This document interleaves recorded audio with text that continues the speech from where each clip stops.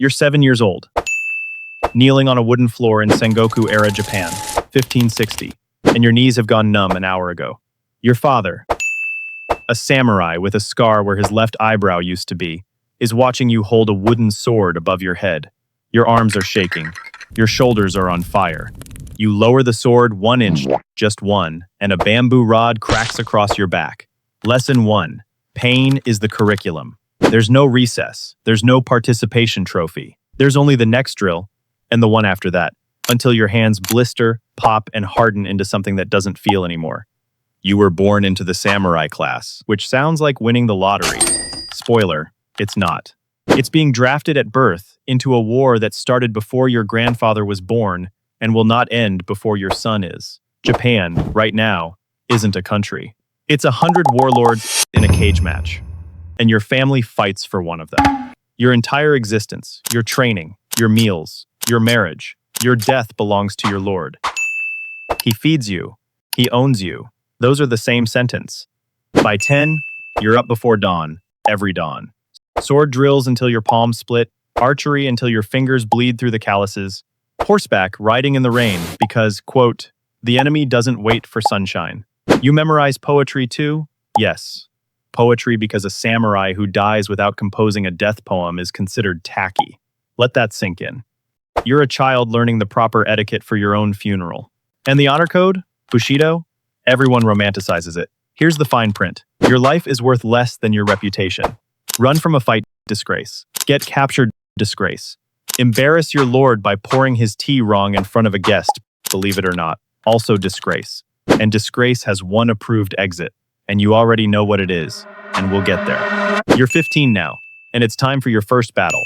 Forget the movies. Forget the lone swordsman in the bamboo grove. Real battle is a mud pit full of screaming strangers, and the air smells like smoke, rust, and fear sweat, including yours. Your armor weighs as much as a small child and turns into a personal sauna by noon. Arrows fall like ugly rain. The guy next to you, a farmer conscript who got handed a spear last Tuesday, goes down before he even sees the enemy. You don't have time to feel anything about it. Feelings are for survivors, and you're not one yet. Here's the part the documentaries whisper. After the battle, samurai collected proof of their kills to claim rewards. Trophies. Receipts. Basically because your lord doesn't pay out on the honor system. No proof, no promotion, no rice. Yes, rice. You're not paid in gold. You're paid in a rice stipend, measured in units called koku. And if your lord has a bad year, congratulations. You took a pay cut, and you can't quit. Because quitting is, say it with me, disgrace. You survive your first battle, barely. You take a spear graze along your ribs that gets infected, and the camp doctor's treatment plan is essentially hot iron and optimism. Antibiotics are 300 years away. More samurai die from infected wounds and camp disease than from anything glorious. Nobody writes poems about dysentery, but dysentery doesn't care.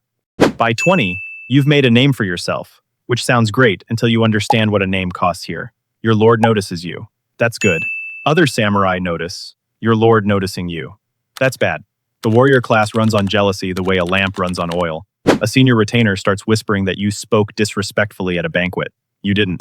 Doesn't matter. Truth is a luxury item, and you're on a rice salary. You spend a month bowing lower, speaking softer, and gifting your way back into safety, because one well-placed rumor can end you faster than any battlefield. And your lord? His word is gravity. He says march. You march. He says hold this freezing mountain pass through winter. You hold it while your toes go black. He says your closest friend is now a traitor. You draw your sword on a man you've known since you were 7, and you don't get to ask why. Loyalty isn't a virtue here. It's the entire operating system. Then comes the day you've been dreading since you were old enough to understand it. A campaign goes wrong, not because of you, because of weather, bad scouting, somebody else's ambition. But the Lord needs accountability, and accountability rolls downhill. A senior samurai in your unit is ordered to take responsibility the formal way. Seppuku. Ritual death by his own hand, performed calmly, with witnesses, in his finest clothes. After writing that death poem, he's been mentally drafting since childhood. You're asked to attend as a witness. You watch a man you respect end his own story with perfect posture, and everyone in the room nods like he just gave an excellent presentation. That's the system working as intended. That's the retirement plan. And every samurai in that room, including you, is quietly thinking the same thing. Someday, this could be my room, my poem, my turn.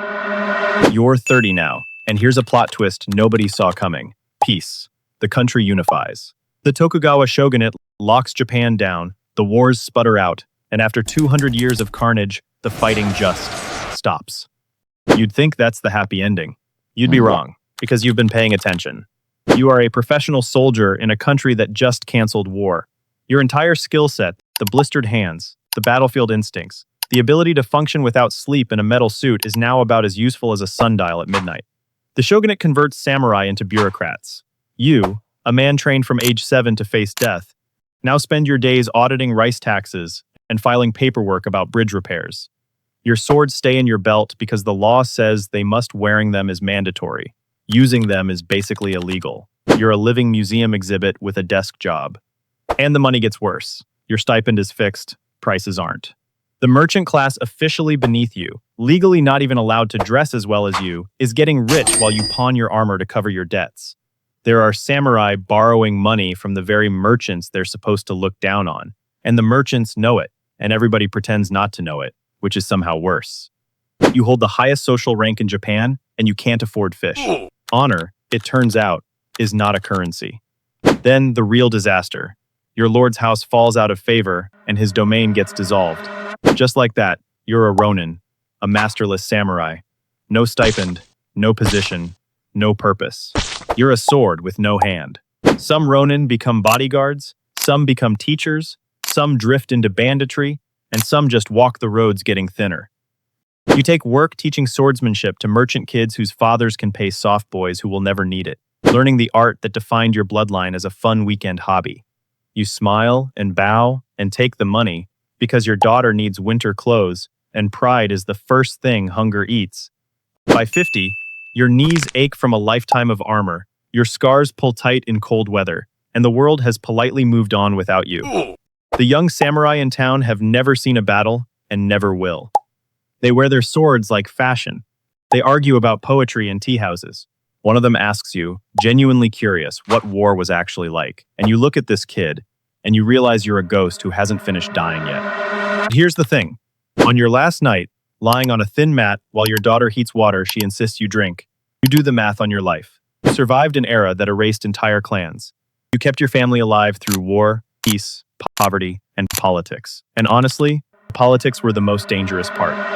You never got the glorious death the poems promised. And somewhere along the way, you figured out the secret. They don't teach 7-year-olds holding wooden swords. The glorious death was never the prize. The unglamorous life was. You pick up a brush.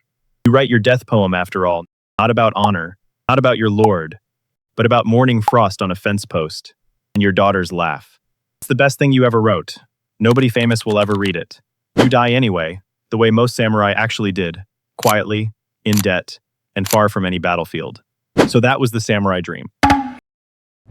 If this gave you a new appreciation for your worst Monday, do me a favor, smash that like button harder than a bamboo rod on a samurai kid's knuckles, and drop a comment telling me which part you wouldn't have survived. Subscribe and ring the bell, because we drop brutal history like this every week, and the algorithm is less forgiving than a Sengoku warlord. And if you think the samurai had it rough, wait until you hear the next one. That video's on your screen right now. Click it, or stay comfortable. Your call.